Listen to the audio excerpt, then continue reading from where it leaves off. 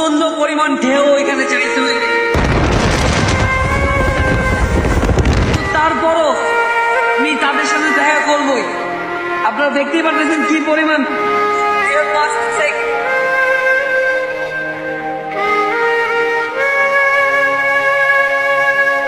আমি ভয় পাইছি একটু আগে, আমার পর 2 বার লাফ দিচ্ছি। আমি তো স্বাভাবিক না, আপনাদের এটা কিন্তু খুব রিস্ক একটা নদী, এটা সাগর না, এটা খুব রিস্ক একটা সাগর। 2 বার লাফ দিচ্ছে। তো আমি যদি আপনাদের একটু বাসা পরিবেশ একটু দেখি আর আপনাদের প্রবলেম গুলো শুনি, আমি ইনশাল্লাহ আপনাদের সহযোগিতা করবো।